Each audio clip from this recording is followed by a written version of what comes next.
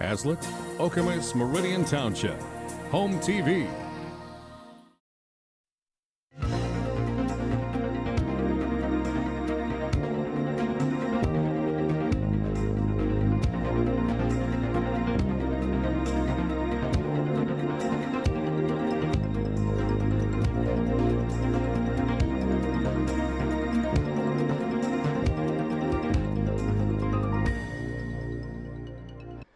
Hello and welcome to this edition of InnerView. I'm Joe Gebhardt. 1 in 4 people die from heart disease. More than 700,000 Americans have a heart attack annually. Hundreds of thousands more people have multiple heart attacks. Today we examine the dangers of heart disease and talk about Lansing's Heart Walk. Joining me now is Corporate Events Director for Lansing and staff person for the walk, Rodney Parkonnen, and Judy Nash, who is a survivor turned volunteer. Thank you so much for joining us. Thank you. How are you two today? I'm doing great, thanks. Well, I thank you for coming on the show today. Appreciate you guys having us. It's a pleasure. First, let's talk about the event sponsor, the American Heart Association. Who is this organization? The American Heart Association is the largest funder of research, education, and advocacy for cardiovascular disease and stroke in the United States. That isn't the government. The government's the only larger funder of research and such. And throughout the year, we hold events, both fundraising and awareness events, to let people know the dangers, risk signs, and prevention methods for cardiovascular disease and stroke. So it's a really good cause. Absolutely. The American Heart Association is sponsoring the Lansing Heart Walk, which is taking place in September, right? Correct. Can you give some details about the walk? Yeah, the event will be September 13th here in Okemos at the Delta Dental campus. The check-in time and festivities start at 8:30. The walk itself will start at 9:30. We'll have mascots there. Rory from the Lions will be there. Okay. We should have a mascot race so kids can watch mascots race around in the grass there. We've got our great sponsors, Delta Dental, United Dairy Industry of Michigan, and Michigan State University Federal Credit Union. We'll have booths there, different events, a kids zone, a pet zone. People are welcome to bring their family-friendly dogs to the event because, you know, it's been noted that families with dogs get out and walk those pets more, and walking leads to better cardiovascular health. So should be a pretty fun morning and really help raise a lot of awareness for a very, very worthy cause. Now this sounds like a pretty big event. Can you talk about what everything that went into this event, like the planning for it? It's a year-round planning, and I'll let Judy kind of touch on some of that a little bit. She's on my executive leadership team and really helps out with a lot of that. All right. Yeah. Basically, we meet once a month, sometimes twice a month, and we try and get our sponsors, anyone we know, neighbors, friends, all those that own companies like we do, and get them to get their walkers. That's the most important thing, is to get walkers in groups of 10 or more. And they can be corporate sponsors as well, and talk to Rodney about that. But just getting donations from their friends and family, and it all adds up. Just like the old days when they had jump rope for heart, all those pennies added up to, you know, over $1 million a year for Michigan. So. Oh no, go ahead. I didn't mean to No, interrupt. that's what we're doing. We're just trying to raise funds for research. And we do have research right here at Michigan State on campus, and the University of Michigan, lots of dollars. In heart disease, and as you well know, we'll go into that a little bit later, but they are now testing children for the heart disease when they're born, and that just happened this year. Yes. So you're a volunteer, right? Yes. What made you decide to become a volunteer? Oh, that's a long story. No. Go ahead. We have the time. I was the first child to live on the heart-lung machine in 1957. Okay. And I was about 10 years old then. I had a patent ductus, and then 2 years later had an intraventricular septal defect, which is the big hole between the two left and right chambers. And then about 6 years ago, I had an aortic valve replacement. So that is why I volunteer a lot. And then I was a nurse for many, many years. And I just feel that prevention is a biggie. I was born with it, but if I can help others, I am also the nurse that goes between the two hospitals here in Lansing and support the women that have already had the heart attacks and heart surgeries. So it's an ongoing thing. I'm going to do it the rest of my days. So this started with you since you were, you're pretty much your whole life. You got it. What were some of the warning signs when you were a kid that something just wasn't quite right? Oh, I was kind of born with it, but when I was about 10, you would go out, I lived in Holland, so I would go out to the lake and I would just turn purple. I would be so tired afterwards. So I got extremely tired, and then basically the reason that I was playing baseball and I got hit in the head with a baseball bat. Somebody flung it. Ouch. And so they took me to the hospital and they said, oh, your head's fine, but your heart's really lousy. So I was at Blodgett Hospital within a week and had heart surgery. And how long was that recovery process? Well, in those days, this is so funny, 6 years ago I was in the hospital for 5 to 7 days. I was in there for a month when I was young. Wow. A full month. And again, you know, it took a lot of recovery. They did cardiac casts beforehand. Then they sedated you for a few days. Then you were in intensive care for over a week. Now you're in there a day and you're out of there, you know, for insurance reasons or because you're doing better. Okay, so going back to the Lansing Heart Walk and with the overall branch of the American Heart Association, are there other heart walks that take place, not just in Lansing, but in Michigan in general? Yep, absolutely. We've got heart walks in Detroit. Up in the Flint area, we have a few. Grand Rapids and Kalamazoo all have heart walks here in the area. And then I believe we're also going to be starting a heart walk in Holland, actually, as well. So they do kind of take place all over lower Michigan. And then across the country, we have about 230 to 240 walks, I believe it is, nationwide that range in size. You know, Minneapolis and the Twin Cities, Dallas, Texas, these areas have rather large walks. Detroit has a great walk. And then events like ours that we're really starting to build on to maybe not get to those levels because, you know, different population bases and different things of that nature, but really look to those as our models to grow our events and engage with companies, engage with the community, and really have them understand the value and importance of what we're trying to do. You mentioned just the value and importance. Why should there be so much attention paid to heart disease? I mean, there are so many things that take the lives of people, but why heart disease? There are, you know, every cause is very, very worthy. Alzheimer's, diabetes, kidney foundations, Parkinson's, all of these are very worthy causes. However, the American Heart Association, cardiovascular disease and stroke are the most relevant according to what the numbers say. Like you said, 1 in 3, 1 in 4 people die from cardiovascular diseases and stroke. That's more than all other cancers combined. And it's not an age-related issue. It's not a gender-related issue. It touches everybody at various times. Judy was quite young when it struck her. 10 years old. My father had a heart attack at 50. There are people, you know, you think of Fred Sanford from Sanford and Sons. He was having the big one in his 70s, and that makes light of it. But, you know, that's kind of typically what people think of. But it touches across all ages and demographics. What kind of medical conditions or choices people make that could make them more susceptible to developing a cardiovascular disease or just having a heart attack? Well, number one is smoking, and that's decreased tremendously over the years. You know, we have our laws here in Michigan that we don't sell to the children under 18 and that type of thing, cigarettes. And we helped with that. The Heart Association went and lobbied. I was there at the Capitol many years ago. I can't even remember how many years ago.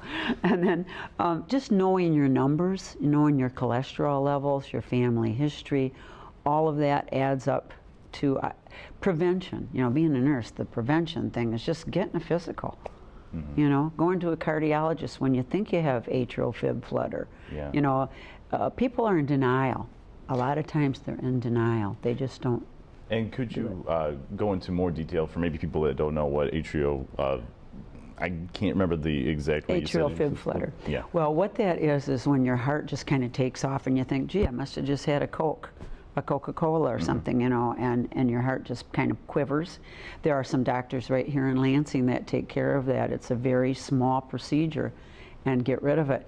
But that is a big killer of people. I have a lot of girlfriends that I drug kicking and screaming to meetings to learn about it. And they go, oh, well, I just take a couple of vitamins and a couple of herbs and it fixes it. And I said, well, you know, one day it's not going to fix it for you.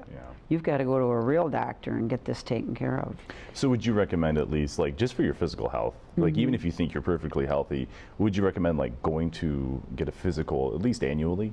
Oh yes, definitely. Being in the medical field, you know. Of course. Yeah. that's what I did for when McLaren was Ingham. We did corporate health fairs. Well, it does decrease your insurance if you do a screening throughout and it's all private. You know, you have 6 or 8 nurses, and each one does their little subject, such as heart, sleep apnea, diabetes, exercise, nutrition. You go through all of those, and you take a little screening test. It goes through a computer, and it comes up with your numbers, where to hit the main points. For instance, I would be at a large corporation here in town, and I met 2 young men that were 39 years old. And they were both horrified because their dads died at 39. They didn't know each other. They were both engineers, you know.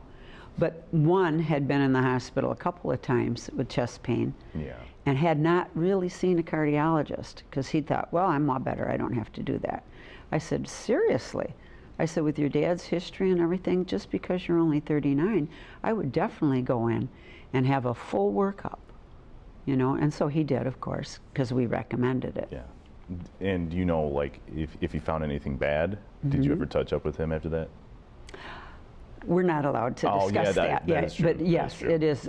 They go to a doctor, and then they're followed up with, and so forth. But that was just a screening. Okay. You know, nowadays with your new health system that we're going through, there will be a lot more screenings done. There's the health department has free screening for almost anything. Yeah. You know, breast exams, new baby, that type of thing. And you can't beat free. No. No. And there are clinics here in Lansing that are free, and I don't know if I can mention that, but there's one on Pennsylvania that's free, or it adjusts to your income. So how do you protect yourself from heart disease? I know smoking, you don't want to do that. I mean, you just don't want to do that for anything. But what else should you do? Eating correctly and keeping your cholesterol levels down. Sometimes it doesn't have anything to do with cholesterol levels if it's not like an electrical thing, you know, and it's a family-orientated thing. But exercise, you see a lot of people exercise, and then some just sit there and don't do anything. You know, and you never know who it's going to hit. That's the secret to the whole heart thing. Is it can be people that are healthier than, you know, the dog, and they just run around and they don't do anything, but they just have that gene, you know, that's going to kick them off. Yeah, the physical activities, I think, is a biggie. So important, you know, getting out, and it doesn't have to be a strenuous activity. I mean, you want to get your heart rate up for it to be effective, but it doesn't have to be, you know, going out and buying a lot of extra equipment or specialty products. It can be as simple as going for a walk around your neighborhood, go outside and play with your children, instilling those habits in them young. You know, we're learning statistics now that I heard one that this is the first time in history children ages 7 to 17 aren't expected to outlive their parents. And with all the science and technology and things that are coming along, you know, we're still going kind of backwards because kids aren't as active as they used to be. I remember when I was a kid, in the summer, we'd ride our bikes everywhere we went. There was no questions asked. Now when I see a kid on a bike, it's more of, it stands out more because you don't see it every day. Yeah, or kids playing football on the road or any of those types of things. They're inside playing video game consoles, on the computers, you know, iPhones. I see kids with iPhones. I can't believe they're even walking, let alone playing with a phone. And it really takes away from that getting outside and being physically active, and that leads to unhealthy lifestyles throughout their life. So, you know, sometimes heart attacks will frankly kill people before they even get a chance to receive help. You know, does this mean that they aren't acting on early warning signs? Because according to the CDC, this happens about 47% of the time. Yeah, a lot of times people do, they don't take care once something may happen, or they just think it's, oh, I've got acid reflux or heartburn or something like that. They may not take the necessary precautions to go in and at least get it looked at. You know, for stroke, you know, we use the FAST, where your face droops, your arm goes numb, your speech slurs. That's when it's time to call 911, and a lot of times people don't take into account those warning signs. There are warning signs out there.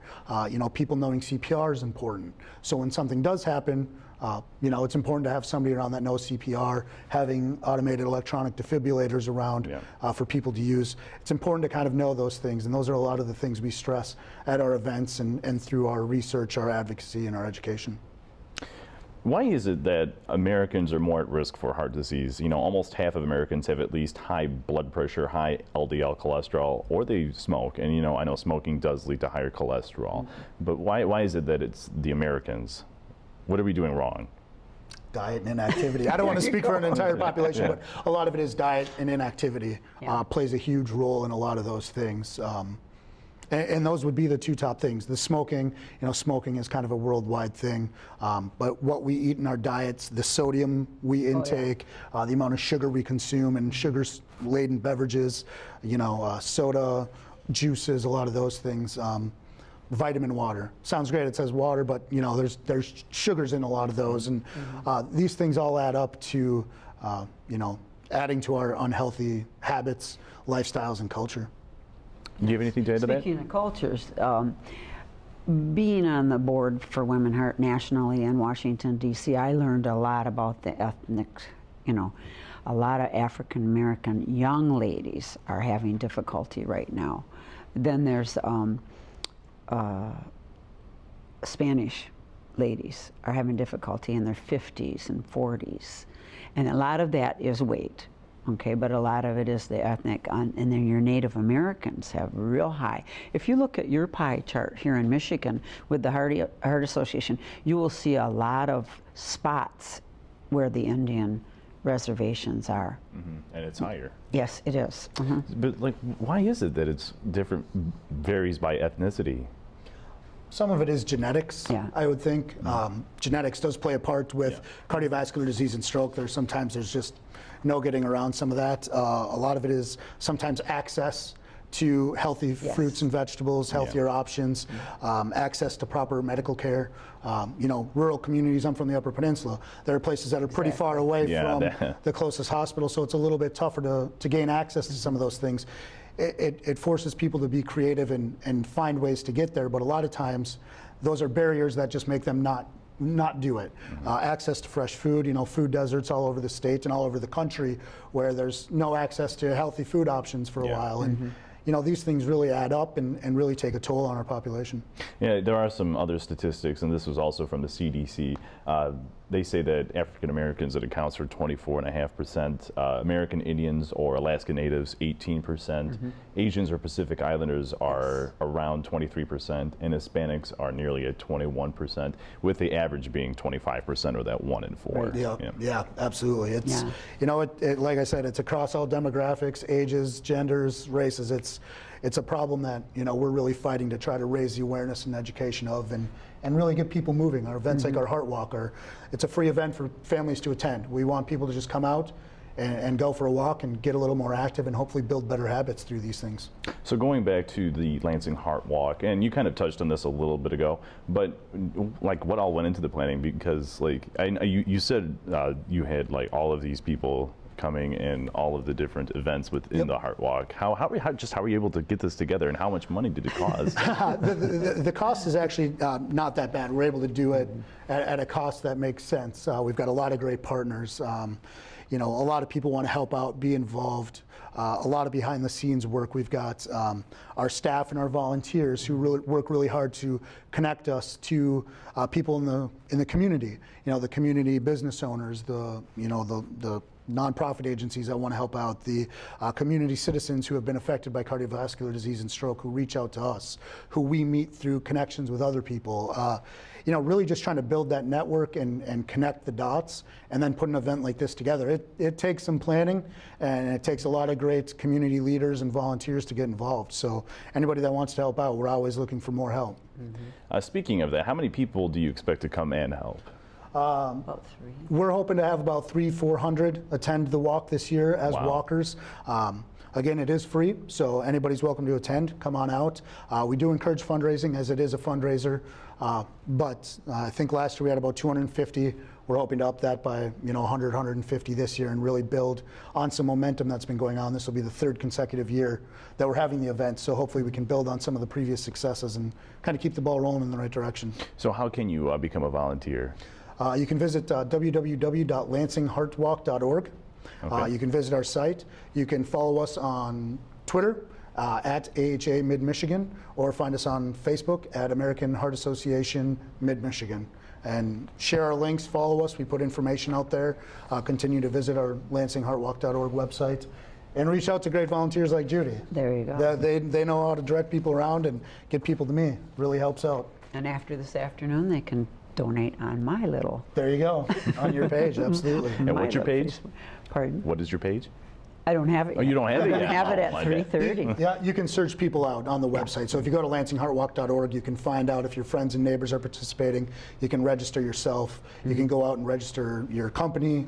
Give me a call. I'd be more than happy to help you out with anything that you need. Give Judy a call. She can connect the dots as well.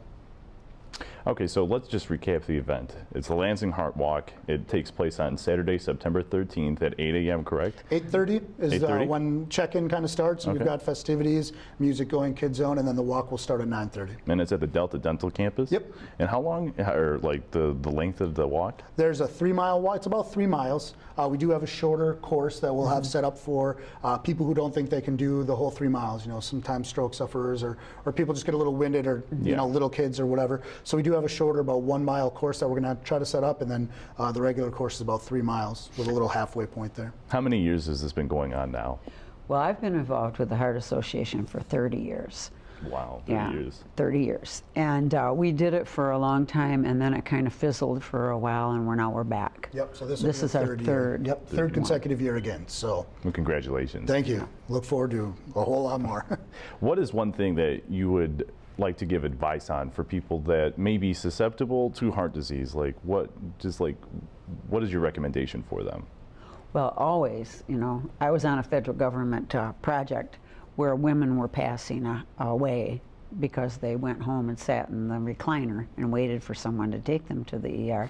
What you want to do is the minute you think you have any of those 7 or 8 symptoms, the shortness of breath, the palpitations, you know, all of the above, you want to call 911. You don't want to wait, because that's what was happening, and the federal government stepped in and said, whoa, we're losing 35% of our women.